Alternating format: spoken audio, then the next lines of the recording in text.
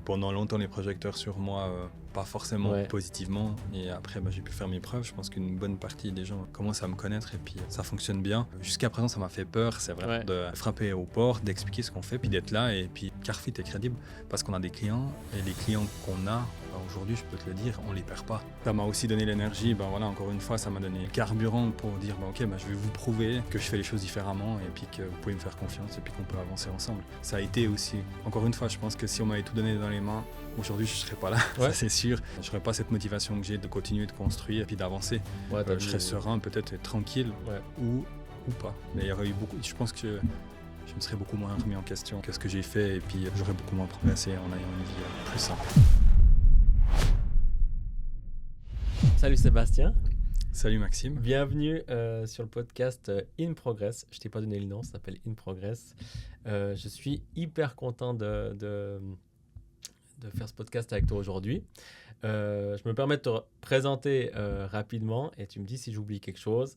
Sébastien Vinclair, tu es le fondateur et le directeur de l'entreprise Carfleet à Romont, spécialisée dans la gestion de flotte automobile complète pour les véhicules d'entreprise. Tu as auparavant dirigé un garage qui s'appelait Vinclair Automoto à Romont pendant plus de 10 ans. Tu as cette idée de Carfleet qui est arrivée aussi pendant cette vie entrepreneuriale et tu as fondé cette entreprise à Romont. La solution Carfleet amène une réelle simplicité administrative pour l'ensemble de tes clients. On en parlera après de qui sont tes clients. Avec plaisir. Et une phrase que tu aimes bien dire, c'est que derrière un souci, il y a toujours une solution. Il faut prendre ça comme un sport. Est-ce que j'oublie quelque chose pour commencer ? Non, pas du tout. Je dirais juste que ce garage Vinclair Automoto continue sur une entité qui s'appelle EvoDrive maintenant. Mais le garage est toujours d'actualité. Trop bien. Ça me fait vraiment plaisir de t'avoir dans notre agence aujourd'hui parce que pour la petite histoire, on se connaît depuis pas mal d'années. On a pas mal d'occasions d'échanger sur l'entrepreneuriat. On n'a pas les mêmes business, pas les mêmes vies, mais pourtant on a entrepris à peu près au même moment et on a grandi dans le monde entrepreneurial un peu au même moment, ce qui fait qu'on a eu beaucoup d'échanges les deux pendant pas mal d'années. Donc je suis ravi aujourd'hui de pouvoir un peu discuter avec toi, parler de ce que tu fais et puis que tu nous présentes aussi un petit peu Carfleet. Peut-être pour commencer, j'aimerais bien venir juste sur le sujet de l'entrepreneuriat. Oui. Est-ce que tu peux en quelques mots nous expliquer, tu es parti quand même relativement de zéro si on peut dire, est-ce que tu peux en quelques mots nous expliquer ton parcours et qu'est-ce qui fait qu'aujourd'hui tu diriges Carfleet ? Avec plaisir. Alors, j'ai commencé par un CFC de mécanicien automobile et puis une année et demie après mon CFC, j'ai été travailler avec mon père pour à la base travailler avec lui puis gentiment reprendre l'entreprise. Malheureusement, comme certains, je pense qu'on pu le vivre, ça s'est pas forcément bien passé. On avait une génération entre deux de différence, donc pas la même façon de voir la vie, peut-être un peu, il était sûrement fatigué, etc. Et pas du tout la même vision en fait du service client. Donc, à terme, une mauvaise expérience, on a dû trouver des solutions pour pouvoir se séparer, que ça soit correct pour les deux. C'était une période très compliquée pour moi, surtout étant jeune. J'avais 21 ans, mal entouré, entouré en tout cas de ses amis de cet âge-là qui ne font pas du tout de l'entrepreneuriat, donc seul à prendre des décisions. Mais voilà, à terme, on a trouvé une solution pour pouvoir se séparer. Moi, j'ai racheté Actif Passif. Et suite à ça, je me suis lancé seul à mon compte. Ouais. Et voilà, aujourd'hui, l'aventure, elle continue. Il y a cette deuxième entité qui est née pendant ce parcours-là. Donc, c'est quelque chose maintenant qui est très valorisant et très intéressant. C'était un parcours compliqué. Ouais. C'est pour ça que je suis souvent en train de comparer ça avec du sport. Parce que un championnat, ça ne se gagne pas en gagnant une manche, c'est en se battant tous les jours. Et puis pour moi, c'est un peu la même chose. Carfleet, aujourd'hui, ça a combien d'années ? Alors officiellement, 2020. Ouais. Officieusement, ça fait depuis 2015 que l'idée a germé. J'allais dire que moi, il me semble que j'en entends parler depuis presque 10 ans, je pense. Oui. Donc, ouais, trop bien. Tu dis... bon, je vais mettre les deux pieds dans le plat, mais du coup, effectivement, l'entourage que tu avais à l'époque et tout ça, maintenant, avec du recul, tu as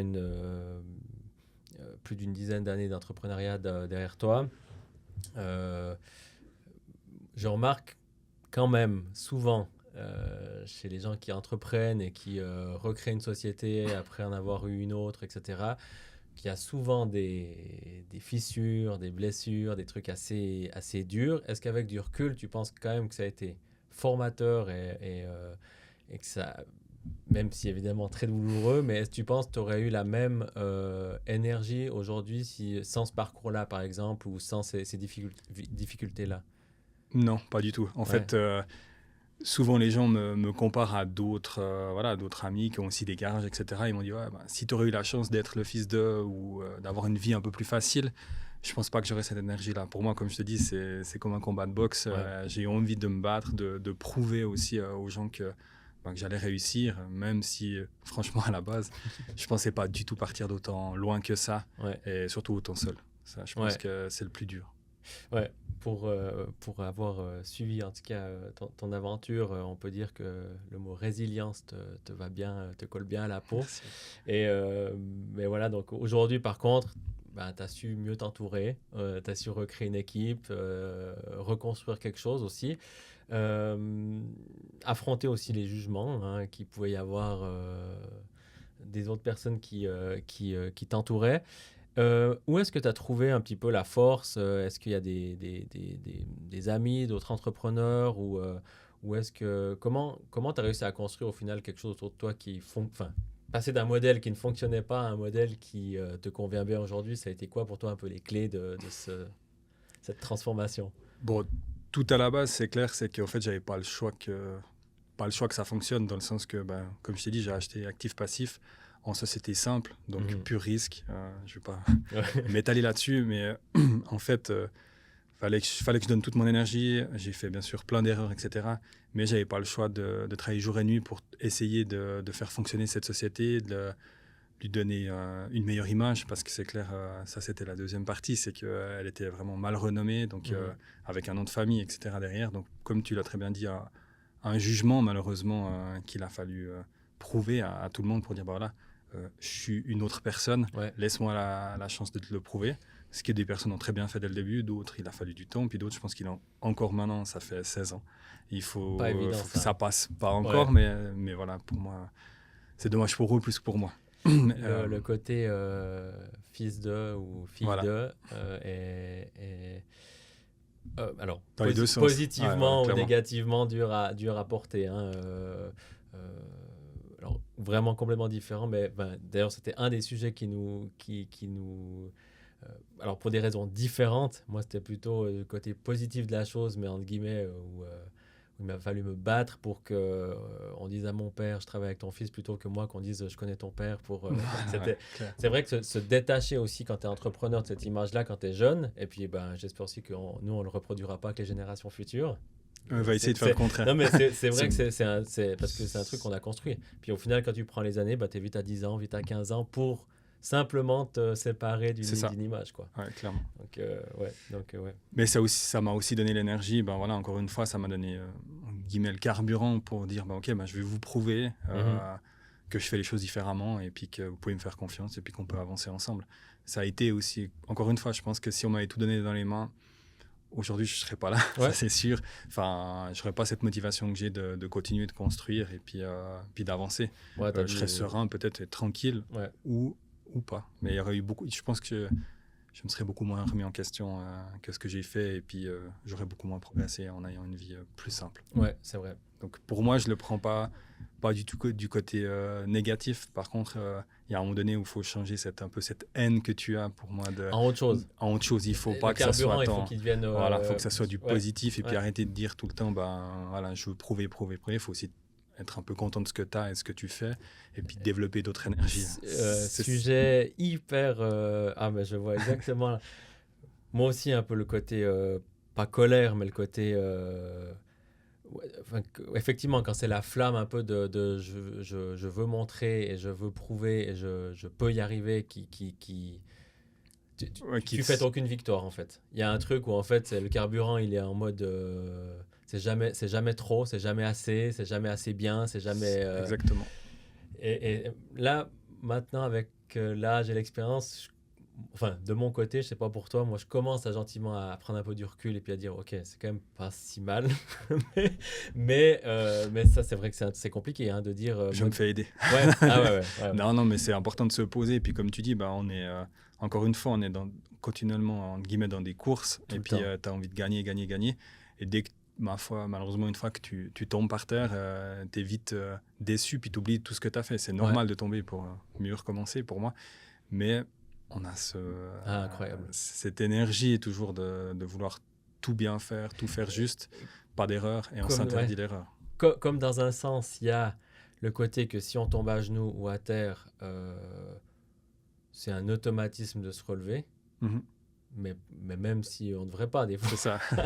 Et comme s'il y a des victoires, c'est un automatisme de pas trop les, enfin de pas trop se reposer parce qu'on a l'impression que si on se repose trop, enfin. Il y a quelque chose d'autre qui va Voilà, arriver voilà, moins voilà, bien. voilà. Donc ouais. Mais c'est vrai, c'est dur de prendre du recul et puis comme tu as dit, ben, de fêter une victoire puis dire ok, ben, demain, ça va peut-être être autrement, ça sera moins bien. Ça, c'est Ouais. dur parce que, ben, encore une fois, moi, comme je te dis au début, j'avais vraiment pas trop le choix de toute façon de faire des erreurs, ça c'est sûr, mais Ouais. d'essayer au maximum que cette société elle commence à apprendre. Et puis maintenant, ben, je pourrais me permettre un peu plus de faire des erreurs ou de me dire ok, ben, fête ta victoire. Ouais. Prends un soir pour toi, prends un soir avec ton pote Maxime pour aller boire un verre. Et puis expliquer aussi ce que tu as réussi ce jour, entre guillemets. Puis ça, ben, on a de la peine. Ouais, clairement. Bah, en tout cas, une de tes victoires, quand même, c'est quand même la création de Carfleet, quoi. Qu'aujourd'hui, donc, tu as recréé une société par-dessus, enfin, après l'histoire du garage. Quand même, même si j'ai présenté quand même vite fait ce que c'était la gestion d'une flotte automobile, tu peux quand même nous expliquer, parce que moi j'ai suivi ça depuis quelques années. C'est un concept quand même qui est innovant, c'est un concept qu'il n'y a pas beaucoup, voire presque personne qui le fait comme tu le fais en Suisse. C'est un concept qui s'adresse à toute personne qui ont ce qu'on appelle une flotte de véhicules. Il y a plein de services qui tournent autour, qui facilitent la vie de tes clients. Est-ce que tu peux nous présenter Carfleet et nous expliquer d'où vient cette idée et comment tout ça s'est né? Ok. Alors, ben, pour le début, si tu veux, ben, ayant un garage, je me suis rendu compte que les entreprises, elles venaient en règle générale quand il y avait un problème. Elles attendaient, entre guillemets, d'avoir le problème. Déjà, c'est difficile à gérer. Il faut que ton collaborateur te dise qu'il a un problème sur son véhicule, etc. Donc, souvent, quand il arrivait, c'était tardif. Et automatiquement, ça génère beaucoup plus de coûts de remise en état, etc. Pour les garages, très difficile. Enfin, en tout cas, pour moi, en tant que garagiste, c'était très difficile d'organiser aussi ces rendez-vous parce que tu ne sais jamais ce qui t'arrive comme véhicule, s'il est en bon état ou s'il est en très mauvais état. Et puis, le temps d'arrêt, eh ben, en fait, c'est un coût d'argent pour le client final. Donc, ça coûte déjà cher d'aller au garage. C'est en tout cas la réputation souvent qu'on a. Et d'autant plus, pendant ce temps-là, ben, souvent, le collaborateur ne peut pas travailler ou ça le génère. Enfin, ça va le bloquer, on va dire ça comme ça. Et un jour, je me suis dit, mais ça serait tellement bien, en fait, si de temps en temps, on irait dans ces entreprises, peut-être pendant qu'ils n'utilisent pas les véhicules, donc en dehors des heures ou pendant les vacances, puis qu'on aille nous voir, en fait, l'état des véhicules et qu'on soit proactif avec ça. Donc, voir l'état extérieur du véhicule, voir l'état des pneus, des freins, voir quand il y a bientôt l'expertise, le service, etc. Et à la base, c'était lister ces choses-là. Et puis, nous, de dire, ben voilà, à quel moment on peut prendre ce véhicule, peut-être en période d'arrêt du collaborateur ou en vacances, ou etc. Enfin, de prendre au moment opportun ce véhicule sans gêner l'entreprise pour son travail. Et ça a bien marché. Donc, on a commencé à proposer ça vraiment sur l'aile du garage à nos clients finaux dans notre région. C'était cool. Et puis, on a commencé à essayer d'aller chercher des nouveaux clients, des clients un peu plus grands, avec plus de véhicules dans leur flotte. Et puis en fait, ils nous ont dit, c'est cool, c'est bien, on a deux problèmes. C'est que déjà, notre flotte, elle n'est pas sur un seul site, mais elle est multi-site dans toute la Suisse romande ou dans toute la Suisse. Et l'autre chose, c'est qu'en fait, on a un immense problème administratif, c'est qu'on reçoit des factures de partout, c'est qu'on doit prendre contact avec plein de garages, plein de carrosseries qu'on ne connaît pas. Toi, tu connais tous les garages, les carrosseries de la place, tu as des amis qui font du marquage, etc. Voilà, si je te dis maintenant, tu as une petite équipe à Genève ou en Suisse allemande, ils tombent en panne, qu'est-ce qu'il faut faire, vers qui il faut aller pour faire juste, c'est compliqué. Donc de là, on s'est plutôt dit, on va partir d'une feuille blanche en fait, et puis on va essayer de trouver un client type et commencer à travailler avec lui, lui proposer des prestations. Et autour de ça, on a... Pour améliorer le modèle, quoi. Voilà, exactement. On a créé vraiment un modèle on a essayé de trouver des solutions à ces problèmes. Et puis après, de corriger de jour en jour par rapport à son retour qu'on avait, aussi chez nous en interne, les retours qu'on avait. Ok. Mais on ne s'est pas rendu compte, en fait, tout à la base, que ça allait être vraiment un jour un autre métier, une entité complètement séparée, et puis que ça aille autant loin au niveau du développement qu'on allait mettre autour de ça, quoi. Ok. Donc, en résumé, c'est un peu le côté du médecin qui va voir son patient avant qu'il tombe malade. Il a des symptômes, on va dire. Il a des symptômes. Et puis, diagnostic complet, etc., de ce qui se passe. Et je comprends tout à fait la logique de dire parce que, du coup, tu préfères prévoir le moment où tu le fais qu'être dans l'imprévu et puis qu'en fait, tu sois on est toujours mal pris quand il y a un problème sur un véhicule. Et puis, du coup, il y a un aspect aussi, ce que tu disais, un peu côté facturation et tout ça. Il y a un peu un aspect un peu 360 où, entre guillemets, si tu as 15, 20, X véhicules, tu as une facture et puis c'est une ligne et puis un prestataire, quoi, en gros. Tout à fait. Tu as en fait un contact et puis effectivement une seule facturation. Après, derrière tout ça, c'est clair que nous, on va lister les choses à faire et puis après, on a plus de 900 partenaires dans toute la Suisse, que ça soit garage, carrosserie, marquage, aménagement intérieur ou vraiment tous les types qui entourent. Ça peut être un nettoyage, tous les stations de carburant, etc.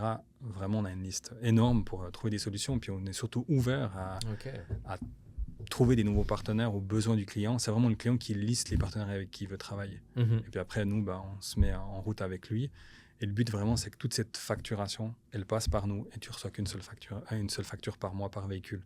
Ce qui permet d'avoir un coût du véhicule et puis après de l'optimiser. Ça, c'est vraiment une grosse partie de notre domaine. Puis l'autre partie, bien sûr, c'est le conseil pour l'achat. Aujourd'hui, un véhicule d'entreprise, le but, c'est de créer un cahier des charges, puis après de faire des appels d'offres.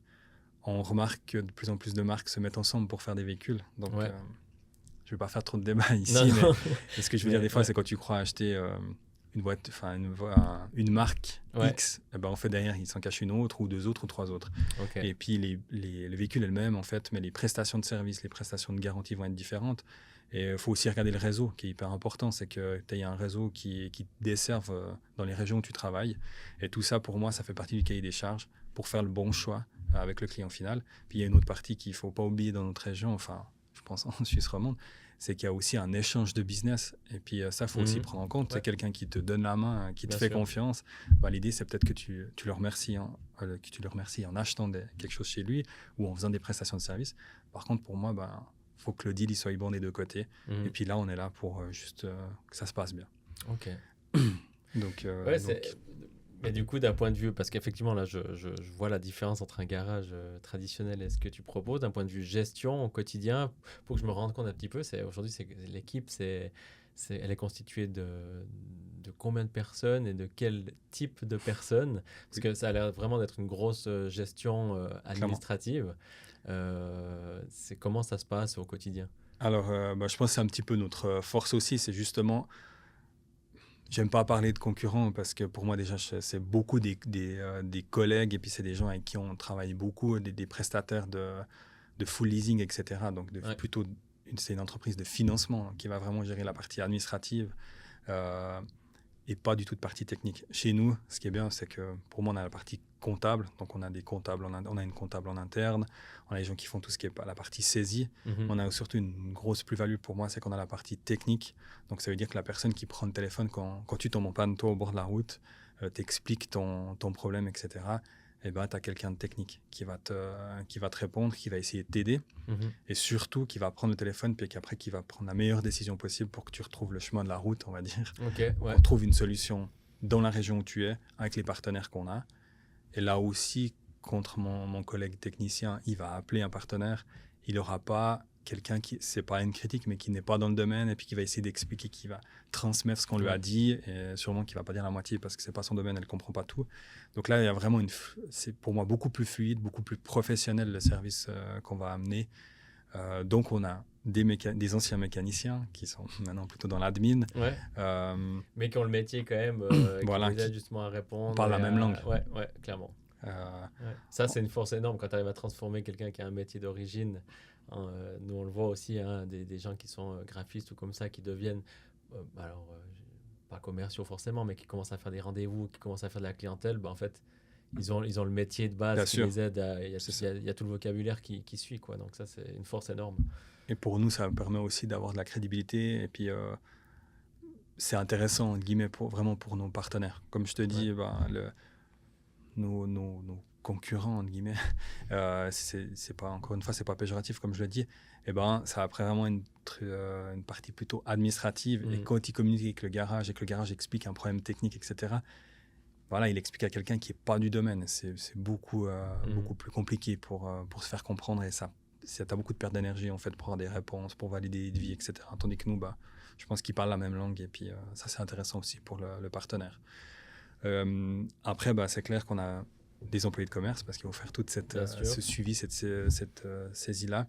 Pour la partie technique, on a aussi tout un staff pour la partie carrosserie. Ce qu'il faut penser, encore une fois, c'est pas nous, on va pas faire le travail. La seule partie technique qu'on va faire, c'est ces contrôles sur site. Ce qui est important pour nous, c'est d'être neutre. Donc, c'est nous qu'on fait ces contrôles techniques. Le reste, entre guillemets, on va tout sous-traiter. Donc, on va suivre ça avec la liste qu'on a fait avec notre client. On sous-traite chez le partenaire X ou Y dans les régions où il est. Donc, le client fait quand même son choix sur mesure par rapport à ses envies, ses besoins, etc. Si tu devais citer, peut-être, même si ça me semble très clair, et l'avantage réel pour aujourd'hui quelqu'un qui a une flotte de véhicules comparé à une gestion, on va dire, traditionnelle, je ne sais pas comment il faut dire ça différemment, c'est vraiment, c'est quoi vraiment l'avantage concret de Carfleet aujourd'hui dans ce domaine-là? Alors, je prends un cas concret. Toi, tu as 50 collaborateurs, 20 véhicules, etc. Ce que j'espère demain, pas tout géré par Carfleet. Mais ce qui se passe souvent, c'est que tu vas déléguer ça à quelqu'un qui aime l'automobile, qui est dans ta société, qui fait un boulot qui n'a rien à voir avec l'automobile, mais qui suit tous les week-ends la Formule 1, etc. Puis qui va dire, moi, ça m'anime, etc. C'est quand même pas quelqu'un qui est du domaine pour moi. Et puis ça, c'est assez difficile déjà. Voilà, quand tu reçois un devis, tu dois viser quelque chose. Tu vises quelque chose que tu connais pas vraiment. La même chose quand tu dois faire des appels d'offres pour un nouveau véhicule utilitaire, etc. Le but, c'est vraiment que nous, on assiste cette personne-là, qu'on sorte ça, donc qu'on externalise cette partie interne que ton collaborateur et toi, tu dois aussi le gérer. Et surtout, tu n'as pas de mesure, en fait. Si ton collaborateur, il dit ça te prend 30-40% de mon temps, 20% de mon temps, voilà. Et il vise de la facturation qu'il ne connaît pas. Il ne sait pas les temps d'usine, etc. Donc pour ça, pour moi, rien que pour ça, c'est déjà très intéressant. Puis après, comme je te dis, encore une fois, toi, dans ta région, tu vas connaître plein de monde pour te servir dans le domaine de l'automobile. Mais du moment où tu sors à 30-40 kills, tu n'as plus de solution. Donc ça, c'est aussi assez compliqué. Puis pour moi, ce qui est important, c'est de mettre l'énergie dans ton métier. Aujourd'hui, on n'a plus de temps. Enfin, le temps. On essaie de tout compresser pour optimiser et être dans la performance, quoi. Voilà, exactement. Et je pense que tu es performant dans ton domaine, pas dans celui des autres. Ouais. Et moi, je le vois beaucoup avec beaucoup d'entrepreneurs avec qui je discute, c'est une charge.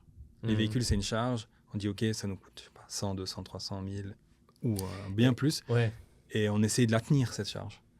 Mais en fait, c'est pas comme ça que tu mesures une charge pour moi, parce que surtout dans les véhicules, ça dépend le travail que tu as eu. Tu vois, toi, tu décroches un mandat sur Genève, tu vas pendant une année sur Genève avec tes véhicules, tes collaborateurs, etc.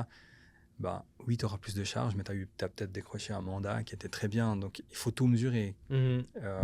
Intéressant. Ouais, très intéressant. Comme je te dis, vraiment, nous, c'est d'aider, de mesurer ce coût au kilomètre et puis d'optimiser. Et aussi, c'est clair, en suivant ces véhicules, tu as une longévité du véhicule qui est meilleur, et puis du coup tu auras un coût qui va aussi diminuer. Tu évites aussi les surcoûts, la grosse casse et aussi le surcoût.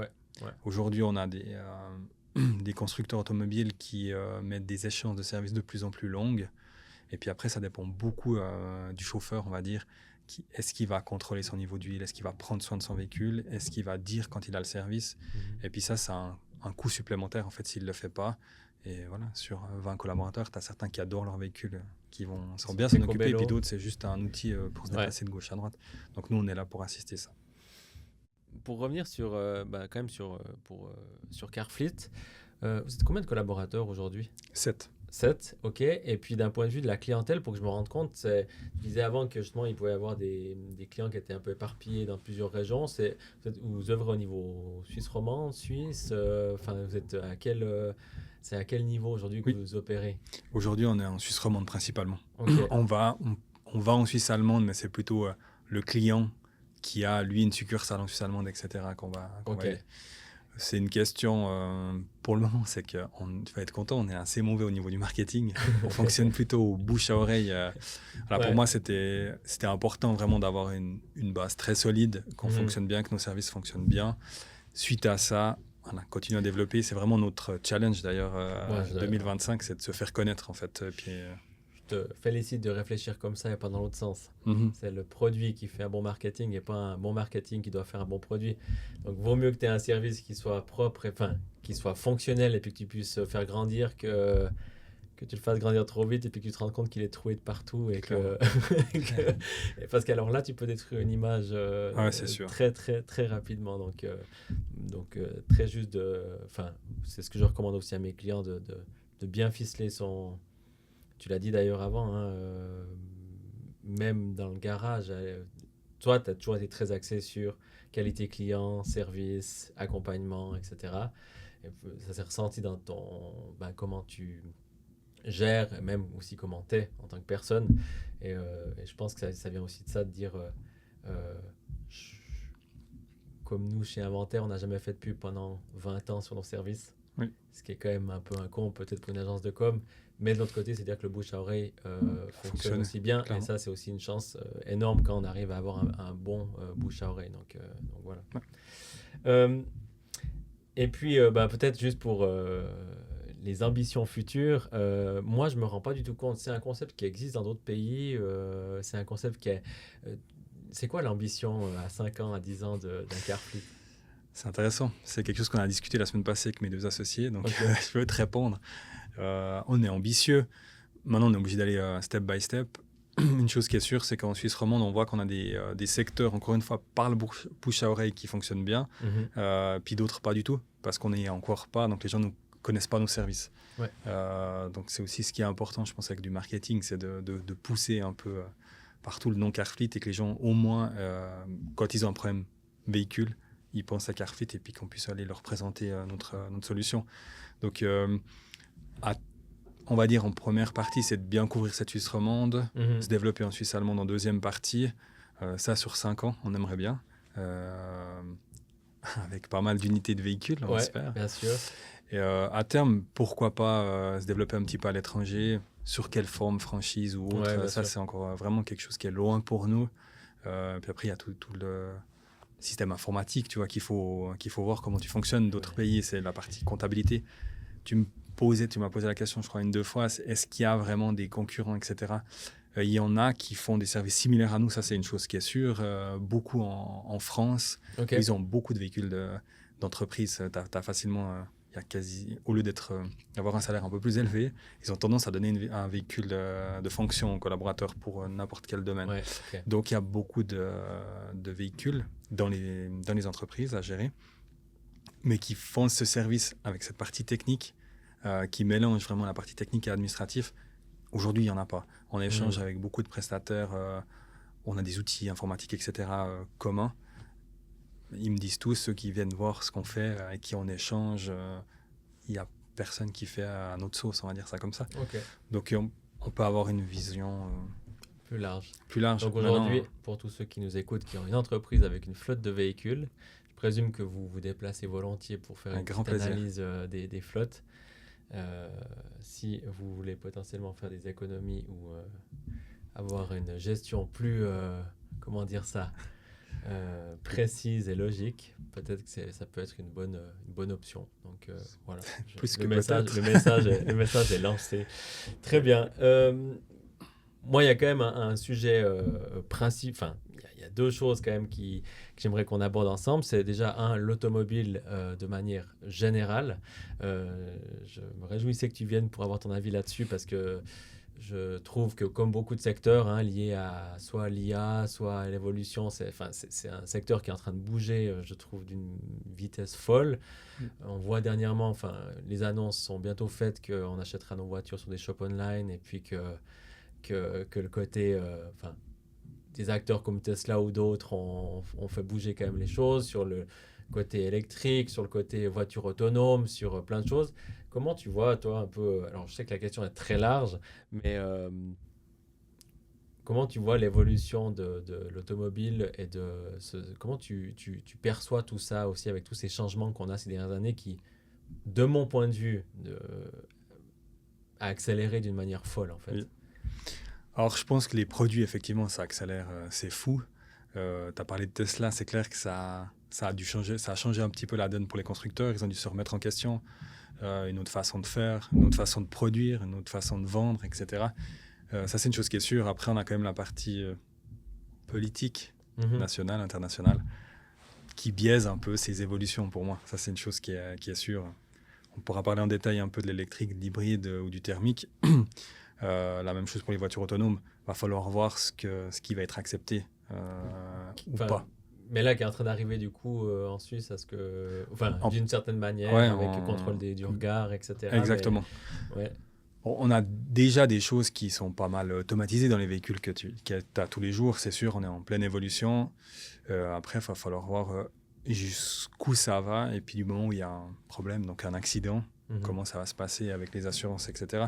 On a vu Tesla qui a sorti ça a relativement bien fonctionné, moi j'ai pu le tester. À un moment donné, ils ont dû revenir en arrière avec une question de loi, donc il va falloir voir un petit peu la suite à ça, mais c'est sûr, c'est que ça évolue très vite, et puis maintenant avec l'intelligence artificielle... ça ira encore plus vite. Ouais, je pense d'ici à 5 ans, on aura vraiment un certain... En tout cas, je ne suis pas sûr que ça peut desservir tout le monde pour toute prestation. Mais une chose qui est sûre, pour certaines prestations simplifiées ou circulaires, dans le sens que si, je sais pas, peut-être les services postiers, etc., où il y a vraiment des circuits qui sont faits, ça risque d'arriver plus vite qu'on le croit. Dans certaines villes aux États-Unis, il y a déjà les petits robots qui livrent les colis dans les rues.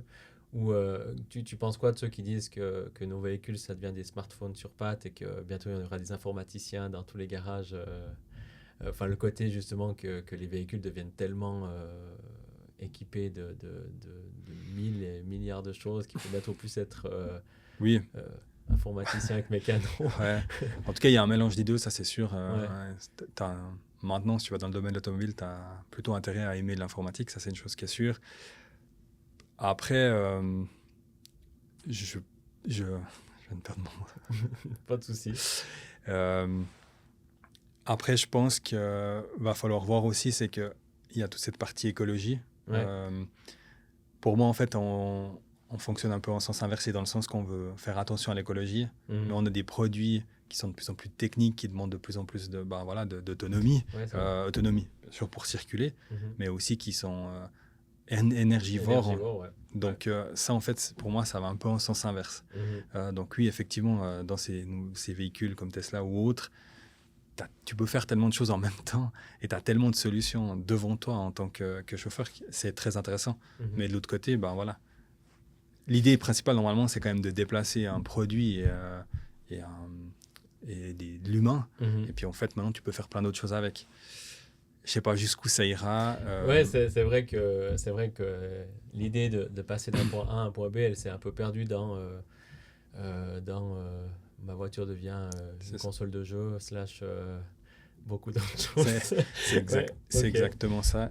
Puis après, je pense que la question que tu vas me poser, que beaucoup de monde me pose, c'est électrique, pas électrique, hybride ou hydrogène, etc.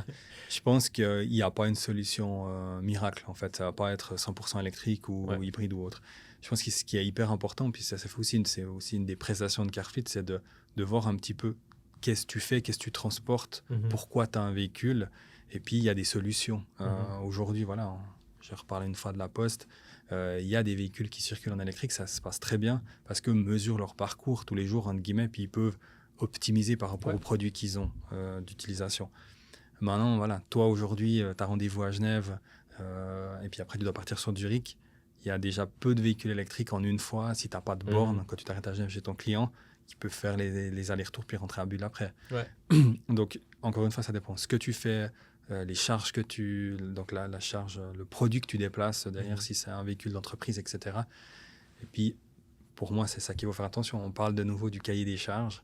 Et grâce à ça, tu vas pouvoir choisir. Mesure, en fait. C'est vraiment important. Je rajoute une chose aussi. Alors, il y a plein de marques de voitures. On parle de Tesla parce que il y a... Là, je vais faire un lien avec le marketing, avec la communication. C'est aussi la première fois qu'on a un humain, un directeur qui prend plus de place que sa propre marque. Clairement. Quasiment du jamais vu, hormis peut-être Ford à l'époque. Voilà, mais je veux dire, c'est du jamais vu. Il y a aussi des entreprises par éthique ou par penchant, par exemple, politique ou autre, qui vont carrément enlever certaines marques parce qu'il y a aussi toute cette notion maintenant dans les entreprises de lier son image d'entreprise à une image de marque de véhicule. Et puis du coup, si tu n'es pas aligné à certains acteurs, comme Elon par exemple, j'ai vu aussi des histoires de ça, des entreprises qui revenaient en arrière par rapport à ça parce qu'elles n'étaient pas alignées à l'image qu'elles voulaient projeter en tant que boîte, quoi. Donc ça, c'est aussi tout des... Bon, pour l'instant, c'est un exemple assez unique, c'est un cas assez à part, mais je trouve quand même hyper intéressant parce que aussi de réfléchir à quelle image, qu'est-ce que tu veux renvoyer, et après évidemment le côté pratique, utile, sur mesure, on revient encore une fois à optimiser, efficacité, simplicité, quoi. Enfin, c'est un peu ce que tout le monde vise, quoi. Clairement. Après, je pense aussi que moi, j'ai pas mal de clients des fois qui me disent, voilà, je ne veux pas rouler avec une voiture japonaise, je veux plutôt une européenne, etc. Maintenant, le produit final, souvent, le client, il ne sait pas où il est fabriqué.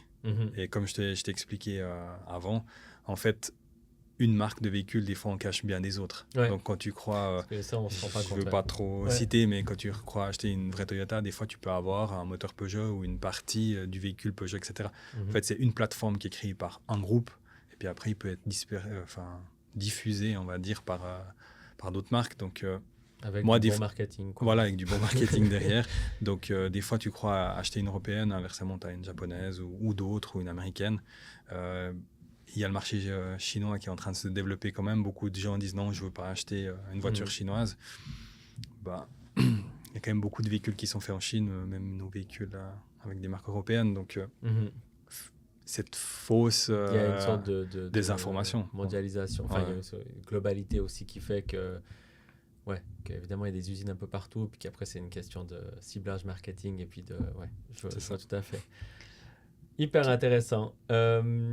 Peut-être, du coup, pour revenir revenir un petit peu à toi, d'un point de vue de l'entrepreneur que tu es, d'un point de vue de ton mindset, d'un point de vue de tout ça, de tout ce qu'on a discuté aujourd'hui, ça a été quoi tes plus gros défis dans la création de Carfleet? Sous-entendu, pas forcément création d'entreprise, etc., mais sous-entendu, créer justement c'est quand même le plus dur d'avoir une idée innovante dans la tête. Des fois, on dit vaut mieux prendre quelque chose qui existe et puis lui changer la couleur et puis on recommence. Donc, c'était quoi pour toi les plus gros défis dans la création de cette société? Bon, pour moi, trouver les bons services, ça c'est une chose qui est sûre, qui plaisent aux clients. Toi, tu as une idée, tu penses que c'est comme ça. Et puis en fait, quand tu vas le vendre au client final, ça ne l'intéresse pas. Ça, c'est déjà encore une fois, comme je te disais, le marketing, ça va venir maintenant parce qu'on est prêt et puis je pense qu'on a les services que le client a besoin. Ça, c'est la première partie. Puis la deuxième partie, en fait, c'est que quand tu proposes un produit, des services qui ne sont pas connus ou qui sont, entre guillemets, novateurs, il faut essayer d'être là au bon moment, quand il y a une réelle demande, puis se faire comprendre. Je pense, il y a 25 ans ou 30 ans en arrière, les premiers, quand il y avait les assureurs et les premiers courtiers en assurance qui sont arrivés, forcément, déjà, ils n'étaient pas aimés sur la place. Ça, c'est une chose qui est sûre. Et puis, ils n'étaient pas compris. On ne comprenait pas pourquoi tu as tiré chez un courtier alors qu'il y a des assureurs qui font leur travail. Et pour moi, aujourd'hui, les deux fonctionnent très bien. Ils fonctionnent même ensemble. On ne va pas se le cacher. Et puis, ça roule. En fait, tu subis un peu ce qu'on appelle je ne sais pas si c'est le bon terme que je vais utiliser, mais je crois que c'est la courbe de l'innovation. C'est quelque chose de nouveau fera toujours rire au début, Oui. fera toujours peur au milieu et sera une évidence à la fin. Exact. Et quand tu peux prendre la voiture électrique comme exemple, hein, ça a fait rire beaucoup de monde il y a quelques années. Ça a fait peur à beaucoup de monde encore un petit peu maintenant. Et puis potentiellement, ça va devenir une évidence ou pas. Mais souvent, c'est une courbe en fait qui passe par ces 3 étapes-là. Je pense que peut-être dans ton cas aussi, c'était... Enfin, je sais pas si t'es passé par ces étapes-là ou si tu l'as ressenti aussi dans Oui, clairement. Ouais. Alors, Carfleet. souvent, bien seul, en tout cas en face de mes futurs partenaires ou de mes partenaires en train d'expliquer ce que je voulais faire, ce que je voulais proposer au client final. Et eux, ils ont un lien direct d'habitude avec le client final. Donc moi, j'arrive entre deux. Ouais, C'est un plutôt moi intermédiaire. qui vais leur donner le travail, même si c'est pour le client final. Ouais. C'est moi qui vais valider un devis, c'est moi qui vais commander un véhicule, etc. Alors toujours, entre guillemets, en disant bien, voilà, c'est ce gars, c'est pour ce client-là ou ce client-là. Au début, c'est un peu un incompris et puis ils se sentent contrôlés, surveillés. Puis du tout, en fait, c'est pas le but, c'est aussi de leur simplifier la vie sur du long terme. Mhm. Puis moi, j'en ai besoin de ces Mhm. partenaires-là. Ouais. Comme je te disais avant, tu tombes en panne à Genève ou à Berne, j'ai besoin d'avoir un bon partenaire. Donc, Mhm. c'est hyper important. Par contre, de se faire comprendre encore une fois, avec un nouveau service, pour moi, c'est dur. Et puis, les changements, l'être humain, il l'aime pas trop. Parce que t'aimerais, par exemple, hypothétiquement parlant, mais si tu pouvais d'un coup t'intégrer à un réseau ou quelque chose comme ça, tu le ferais ou par exemple, pas forcément parce que imaginons que Carfleet devienne un programme qu'on vient plugger dans une société ou un réseau de garage ou des choses comme ça, c'est quelque Ouais. chose que tu proposerais ou pas forcément Ben, en tout cas, par exemple, une marque ou un gros représentant Ouais, de plusieurs marques, un importateur, pardon. ouais, Je pense pas, honnêtement, parce qu'après, de nouveau, tu es biaisé par rapport à ton client. Ça veut dire que ouais, forcément, tu et diriges c'est quoi. ça notre Ouais. force, Mhm. c'est que moi, je dirige pas.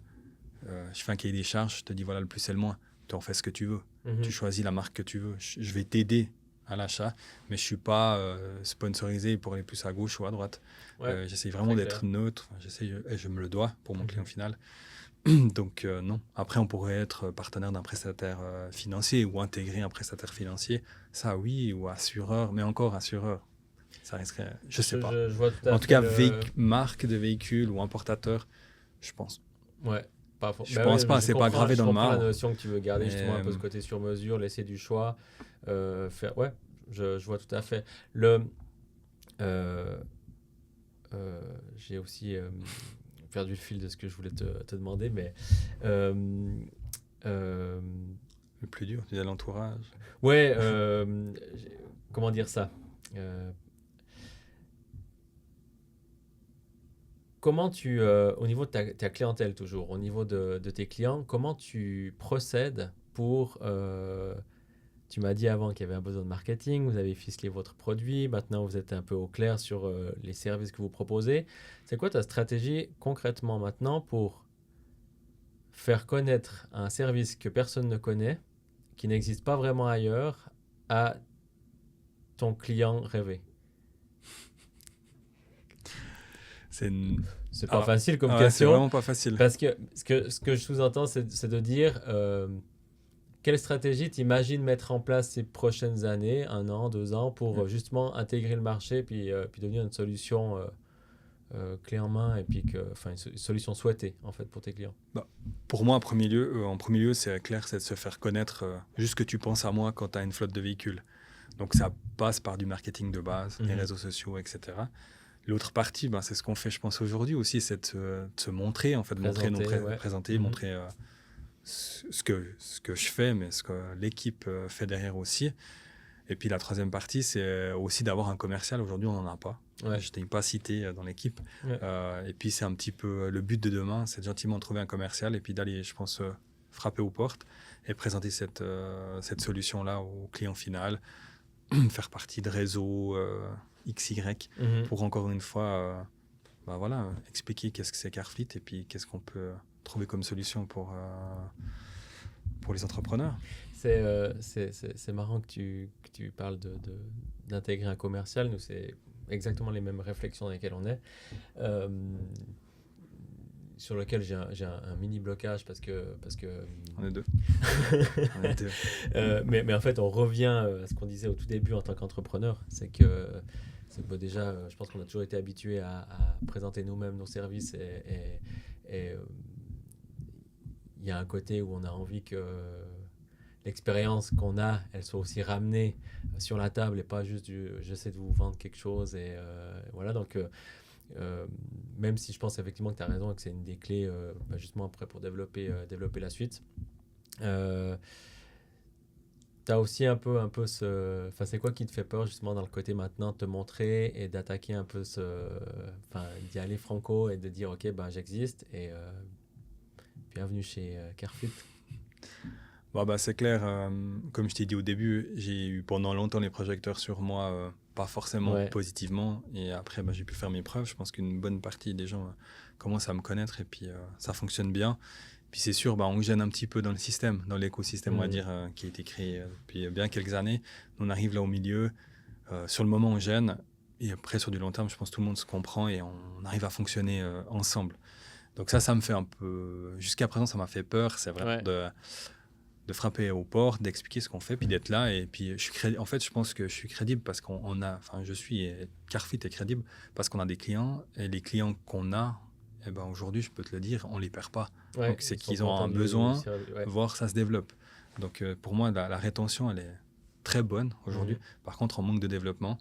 Donc je pense qu'il faut plus se gêner de présenter ça. Et puis, on fait nos preuves tous les jours. Et puis, moi, je demande que de nouveaux clients pour leur prouver qu'on arrive à trouver des Mais solutions. la notion de gêner, la notion d'avoir un peu peur de dépasser, enfin, de dépasser du panier, et puis que je trouve que c'est pas évident. Hein. Et pour beaucoup, nous, pour énormément d'entreprises qu'on accompagne et tout ça, soit qui sont sur un marché très concurrentiel, soit qu'on peur de faire différemment des concurrents parce qu'on a toujours fait comme ça, il ne faut pas faire autrement. Euh, mais quand tu as des problèmes aujourd'hui d'attirer des talents, de démarquer de la concurrence, de faire de l'acquisition pour augmenter ton chiffre d'affaires ou développer un marché, à un moment donné, euh, tu peux faire du traditionnel, tu peux faire du, euh, du tout gentil et tout ça, mais je trouve qu'il y a un truc en Suisse, dans les mentalités, qui est pas toujours simple à assumer. Dans le sens de pas trop oser se montrer et pas trop oser sortir du lot. Un truc qu'il n'y a pas aux États-Unis, ni en France, Ouais, ni clairement. chez nos voisins. Quoi. Bah, en fait, pour moi, ce qui est un peu dommage, en fait, c'est qu'on commence par rigoler quand tu décides de te mettre à ton compte ou tu décides. Souvent, autour de toi, ça va rire. Il est fou, lui, qu'est-ce qu'il va faire, etc. Il a un bon poste ou autre. Puis c'est la même chose quand tu veux sortir quelque chose de nouveau ou Ouais. tu as une idée. Mais moi, il y a plein de gens qui m'ont dit, mais maintenant que tu arrives enfin, tu vois, c'était en 2015 l'idée, etc. Donc après 6 ans, ça commençait à fonctionner. On dit toujours 5, 10, 15, enfin, bref. Ça commençait à fonctionner, être un petit peu plus serein financièrement. Tu vas relancer quelque chose. Et puis en 2020, quand tu as Ouais. vraiment relancé quelque chose, Tout à fait. même mon entourage, je veux dire, Ouais, ma famille, etc., m'ont dit, mais t'es sérieux? Tu vas vraiment te relancer là-dedans et tout ça. Et puis, voilà, les gens autour ont tendance quand même un petit peu à rigoler, puis ils espèrent pas trop que tu réussisses. Il n'y a pas que ça, il y a plein de gens Non, autour non, qui mais sont... ça, encore une fois, l'entourage, pour moi, ouais. c'est hyper important, puisque c'est ce qui est le plus dur en tant qu'entrepreneur, c'est de trouver son entourage. Mais encore, comme tu l'as dit, je pense qu'en Suisse, ben, c'est un peu triste de ce côté-là, moi, je trouve. C'est qu'on n'ose pas... Moi, j'ose pas facilement sortir la tête du panier. Aussi, parce que peur de se faire remarquer. Puis si tu te loupes, on va rigoler. On va pas voir ce que tu as fait pendant 15 ou 16 ans. On va devoir, là, il s'est loupé. Ouais, alors, clairement, on a parlé les deux en off avant. On a eu, toi et moi, la chance aussi de, à terme, rencontrer d'autres entrepreneurs avec qui on a pu discuter, mais c'est toujours des discussions qui restent en off, qui restent entre nous. C'est toujours hyper enrichissant et tout ça. Le format aujourd'hui de se mettre devant des micros, c'est pas anodin ni pour toi ni pour moi, parce que on livre un petit peu quelque chose de personnel hein, qu'on fait entre nous, d'oser aussi un petit peu se montrer. Et, je trouve que vraiment, pour en tout cas tous les entrepreneurs, pas forcément que jeunes entrepreneurs, mais tous les entrepreneurs, de oser présenter ce qu'ils font, d'en être fiers. Si en plus, tu vois, tu as des clients qui sont là, qui sont heureux d'être là, qui restent, et, si t'es pas un... Enfin, si tu es aligné avec ton service, aligné avec ce que tu fais, je pense qu'il faut oser agir, oser concrétiser, oser sortir du bois, parce que Parce qu'en fait, il ne faut pas avoir peur des projecteurs, quoi. Ouais. Voilà, donc c'était mon message. Ouais, c'est clair, c'est un travail que je fais tous les jours, en tout cas aujourd'hui, c'est vraiment le but de sortir du bois. Ouais, C'est trop bien. 2025, c'est sortir du bois. Il nous reste, on arrive déjà à la fin du podcast. Il nous reste pile poil le temps pour que tu puisses répondre à ma dernière question, qui est justement si tu avais un message pour conclure, quelque chose qui te tient à cœur. Ça peut être autant sur l'entreprise que personnel. Je te laisse conclure avec un message qui vient du cœur. Ouais, c'est pas facile ce que tu me... Non. Je pense en tout cas à tous les jeunes entrepreneurs comme nous on l'a été, on est semi-jeunes maintenant, on peut se dire. Ouais. Il faut oser s'entourer, il faut oser frapper aux portes. En tout cas, la mienne, elle est ouverte dans n'importe quel domaine, si je peux une fois donner un coup de main, si je peux échanger. Parce que je pense qu'il n'y a rien de plus dur que d'être seul. Je peux te dire qu'à 20 ans, c'est difficile quand voilà, tes amis font la fête, etc. Enfin, que tu vis une vie que tu vis une vie normale de jeune. Et puis à côté, tu as toute cette pression financière, aussi le regard, comme on a parlé avant. Moi, ce que j'ai envie de dire aujourd'hui, c'est qu'en tout cas, ma porte elle est ouverte pour l'échange. J'adore apprendre des autres, j'adore échanger. Des fois un peu trop, d'ailleurs, je pense qu'on aime bien discuter. On aime bien discuter en off pour ça. Donc, je dirais surtout que ma porte elle est ouverte pour l'échange. Et puis, surtout que ces entrepreneurs qui se sentent bien seuls, peuvent m'appeler. Et puis, si je peux aider, j'aiderai parce que ça fait que, je pense, 6 ou 7 ans que je suis vachement bien entouré et puis que je m'entoure de jour en jour selon le besoin, on va dire, d'autres personnes. Mais avant, j'étais très seul. Merci infiniment. Normalement, je rajoute rien, mais je rajouterai qu'effectivement, on n'a pas eu la chance d'avoir des mentors étant plus jeunes, toi et moi. On en a peut-être trouvé plus tard sur notre chemin. On a déjà discuté de ce sujet-là, donc évidemment, si des jeunes entrepreneurs passent par là, écrivez à Seb ou à moi et dans les plupart des cas ou dans le meilleur des cas, on essaiera de vous répondre parce qu'on adore prendre du temps pour écouter et discuter au final et partager l'expérience qu'on a accumulée aujourd'hui. Donc, merci infiniment pour ce message et pour ce podcast d'aujourd'hui. On va terminer là-dessus. Donc, merci beaucoup. Merci Maxime. Merci. Allez, à bientôt. À bientôt. Merci d'avoir écouté cet épisode d'In Progress. Si tu as apprécié cet échange, n'hésite pas à nous laisser une note ou un commentaire. Cela aide énormément à faire découvrir le podcast à d'autres auditeurs et auditrices. Tu peux également suivre In Progress sur mes réseaux sociaux @MaximeGremaud où je partage encore plus de contenu pour t'inspirer et t'aider dans ton parcours entrepreneurial. Reste motivé, continue de progresser et on se retrouve très bientôt pour un nouvel épisode d'In Progress. À la prochaine, ciao!